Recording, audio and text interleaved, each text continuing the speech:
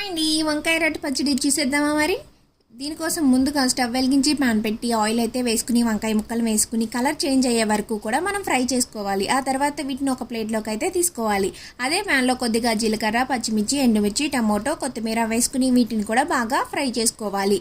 ఇప్పుడు ఇందులో కొద్దిగా చింతపండు, 4 వెల్లుల్లి రెబ్బలు, సాల్ట్ వేసుకుని బాగా కలుపుకుని రోట్లో వేసుకుని మెత్తగా అయితే దంచుకోవాలి. ఇలా మెత్తగా దంచుకున్న తర్వాత ముందుగా ఫ్రై చేసుకున్న వంకాయ ముక్కల్ని కూడా వేసుకుని వాటిని కూడా మెత్తగా అయితే దంచుకోకూడదండి.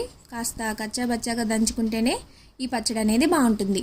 ఇప్పుడు అదే ప్యాన్లో మనం కొద్దిగా ఆయిల్ వేసుకుని ఇప్పుడు ఇందులో మినప్పప్పు, జీలకర్ర, ఆవాలు, చిన్న ఉల్లిపాయ, కొద్దిగా కరివేపాకు వేసుకుని 1 నిమిషం పాటు ఫ్రై చేసుకోవాలి. తర్వాత చిటికెడు పసుపు, వంకాయ పేస్ట్ మొత్తం కూడా వేసుకుని ఒకసారి బాగా కలిపేసుకుంటే మన పచ్చడి